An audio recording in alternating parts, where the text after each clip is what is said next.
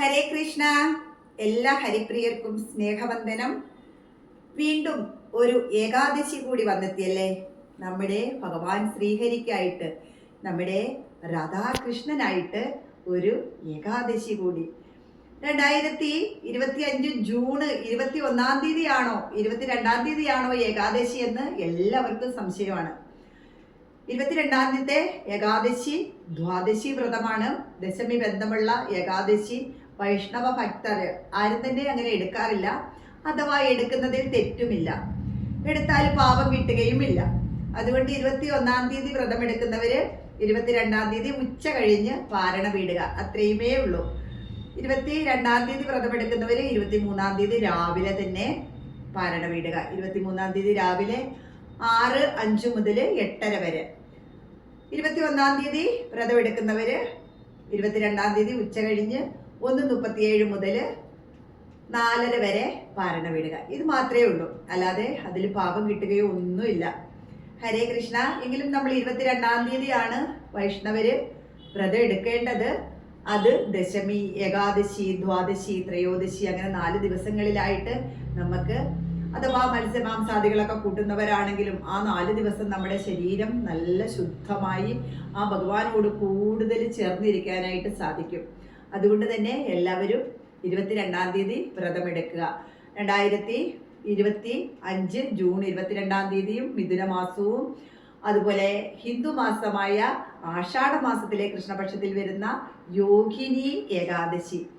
എല്ലാ ഏകാദശിയുടെയും കഥ യുധിഷ്ഠിര മഹാരാജാവ് ശ്രീകൃഷ്ണനോട് ചോദിക്കുകയാണ്, ഭഗവാനെ ശ്രീകൃഷ്ണ, എന്താണ് ഏകാദശിയുടെ പ്രത്യേകത? അപ്പോൾ ഭഗവാൻ പറയുകയാണ്, അളകാപുരിയില് കുബേരന്റെ രാജ്യത്ത് ഒരു തോട്ടം സൂക്ഷിപ്പുകാരനുണ്ടായിരുന്നു.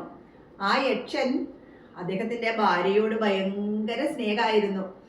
അപ്പോൾ ഒരു ദിവസം ആ തോട്ടത്തില് പൂ പറിക്കാൻ പോയി. കുബേരന് ശിവപൂജയ്ക്കായിട്ട് പൂ പറിക്കുന്നത് ഈ ഹേമമാലി എന്ന യക്ഷനായിരുന്നു.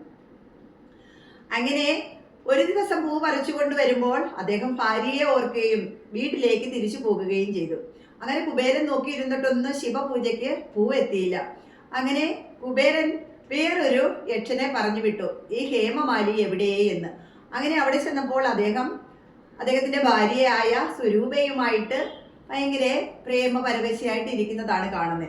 അദ്ദേഹം കുബേരനോട് ചെന്ന് പറഞ്ഞു, ഇങ്ങനെ ഭാര്യയുമായിട്ട് ഭയങ്കര കേളി ആടുകയാണ് എന്ന്.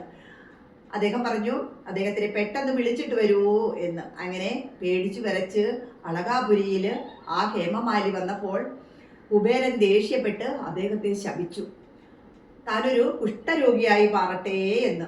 അങ്ങനെ കുഷ്ഠരോഗിയായിട്ട് അദ്ദേഹം ആ അളകാപുരിയിൽ നിന്ന് നേരെ ഒരു കാട്ടിലേക്ക് വീണു എന്നാണ് പറയുന്നത്. അങ്ങനെ ആ കാട്ടിൽ കൂടെ അലഞ്ഞു നടന്നു. വർഷങ്ങൾ അലഞ്ഞു നടന്നപ്പോൾ മാർക്കണ്ഡേയ മുനിയെ കാണുകയും അദ്ദേഹത്തിനോട് തൻ്റെ സങ്കടങ്ങൾ പറയുകയും അദ്ദേഹം പറഞ്ഞു, ഇതിനൊരു ഉപായം, ഇനിയും വരുന്നത് ആഷാഢ മാസത്തിലെ കൃഷ്ണപക്ഷത്തിലെ ഏകാദശിയാണ്, അത് വിദ്യാമണ്ണം അനുഷ്ഠിച്ചുകൊള്ളൂ, എല്ലാ രോഗങ്ങളും മാറി പഴയ ജീവിതത്തിലേക്ക് തിരിച്ചു പോകാൻ സാധിക്കും, തൻ്റെ സുന്ദരിയായ ഭാര്യയെയും കിട്ടും, അളകാപുരിയിൽ കുബേരൻ്റെ രാജ്യത്ത് തോട്ടം സൂക്ഷിപ്പുകാരനായിട്ട് വീണ്ടും ജോലിക്ക് കയറുകയും ചെയ്യാമെന്ന്. അങ്ങനെ അദ്ദേഹം ഈ യോഗിനി ഏകാദശി വ്രതം എടുക്കുകയും അദ്ദേഹത്തിൻ്റെ എല്ലാ ദോഷങ്ങളും മാറി ശാപങ്ങളും മാറി പഴയപടി സുന്ദരനാകുകയും ചെയ്തു. അതുകൊണ്ട് തന്നെ ഈ ഏകാദശി നമ്മുടെ രോഗങ്ങളൊക്കെ മാറുവാനായിട്ട് ഏറ്റവും നല്ലതാണ്. എല്ലാ ഏകാദശിയും നമ്മുടെ രോഗങ്ങൾ മാറാൻ നല്ലതാണ്. കാരണം നമ്മുടെ മനസ്സും ശരീരവും ശുദ്ധമായി ഭഗവാനിലേക്ക് കൂടുതൽ അടുക്കുമ്പോൾ നമുക്ക് നല്ല സന്തോഷവും നമ്മുടെ ദിനചര്യകളൊക്കെ മാറുകയും നമ്മുടെ രോഗങ്ങൾ മാറുകയും ചെയ്യും. അതുകൊണ്ട് എല്ലാവരും 22 തീയതിയും 21 തീയതിയും അങ്ങനെ എടുക്കുന്നവർക്ക് അങ്ങനെ എടുക്കാം. എങ്കിലും 22 തീയതി ഏകാദശി വ്രതം എടുത്താൽ രാവിലെ തന്നെ പാരണ വീടി നമുക്ക് വ്രതം അവസാനിപ്പിക്കാം. വ്രതം അവസാനിപ്പിക്കുന്ന ദിവസവും നമ്മൾ ഒരു നേരമാണ് അരിയാഹാരം കഴിക്കേണ്ടത്. വീണ്ടും ഒരാൾക്കെങ്കിലും സംശയം ഉള്ളതുകൊണ്ട് എങ്ങനെയാണ് ഏകാദശി എടുക്കേണ്ടത്? ദശമി, ഏകാദശി, ദ്വാദശി. നമ്മൾ ദശമിയുടെ അന്ന് തന്നെ തുളസിയിലൊക്കെ നുള്ളി വെക്കാനായിട്ട് ശ്രമിക്കുക. അതുപോലെ ദശമിയുടെ അന്ന് രാവിലെ തന്നെ ഉണർന്ന് പൂജാമുറിയിൽ വിളക്ക് വെച്ച് വ്രതം ആരംഭിക്കാനായിട്ട് തുടങ്ങുകയാണ് നമ്മൾ. അന്ന് ഒരു നേരം അരിയാഹാരം കഴിച്ചുകൊണ്ട് ബാക്കി 2 നേരം എന്തെങ്കിലും ഫ്രൂട്ട്സോ മറ്റുള്ള ധാന്യങ്ങളോ കഴിക്കാം. ഏകാദശിയുടെ അന്ന് നമ്മൾ നിർജ്ജലമായിട്ടും വെള്ളം മാത്രം കുടിച്ചുകൊണ്ടും അതുപോലെ ഫ്രൂട്ട്സോ അതുപോലെ പാലോ പഴങ്ങളോ ഒക്കെ മിതമായിട്ട് കഴിച്ചുകൊണ്ടും എടുക്കാം.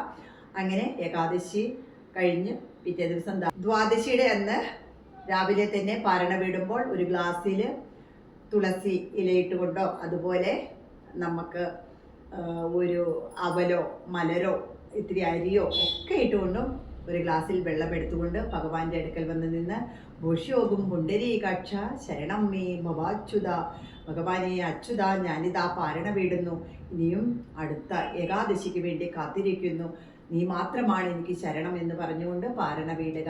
ഹരേ കൃഷ്ണ.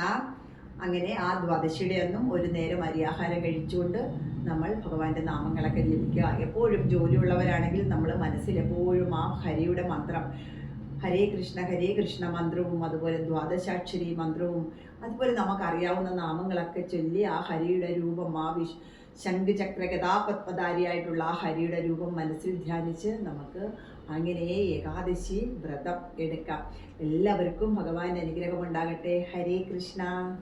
ഏകാദശിയുടെ ഹരിവാസര സമയം, ആ ഹരിവാസര സമയമാണ് നമ്മുടെ ഏറ്റവും ഉത്തമമായ സമയം. ആ ഹരിവാസര സമയം ഈ പ്രാവശ്യം വരുന്നത് ജൂൺ 21 രാത്രി 9:41 മുതൽ ജൂൺ 22 രാവിലെ 9:47 വരെയാണ്. ഉദയഭാരതം കലണ്ടറിലൊക്കെ 47 തുളസിത്തറ ഉണ്ടെങ്കിൽ ഒരു നെയ്വിളക്ക് കത്തിച്ച് വെക്കുക. അതുപോലെ ദശമി, ഏകാദശി, ദ്വാദശി ഒക്കെ എല്ലാവരും ബ്രാഹ്മമുഹൂർത്തത്തിൽ തന്നെ ഉണർന്ന് കുളിച്ച് ശുദ്ധമായി വിളക്ക് വെച്ചിട്ട് സൂര്യഭഗവാനോട് പ്രാർത്ഥിച്ചിട്ട് വേണം നമ്മൾ ഏകാദശി വ്രതമൊക്കെ തുടങ്ങാനായിട്ട്. എല്ലാവരും എല്ലാ ദിവസവും സൂര്യഭഗവാനോട് പ്രാർത്ഥിക്കുക. നമ്മുടെ രോഗദുരിതങ്ങളൊക്കെ മാറും. എല്ലാവർക്കും ഏകാദശി എടുക്കാൻ സാധിക്കട്ടെ. ഹരേ കൃഷ്ണ. ഹരേ കൃഷ്ണ ഹരേ കൃഷ്ണ കൃഷ്ണ കൃഷ്ണ ഹരേ ഹരേ, ഹരേ രാമ രാമ രാമ ഹരേ ഹരേ, രാധേ കൃഷ്ണ കൃഷ്ണ കൃഷ്ണ രാധേ രാധേ, രാധേ ശ്യാം ശ്യാം ശ്യാം രാധേ രാധേ.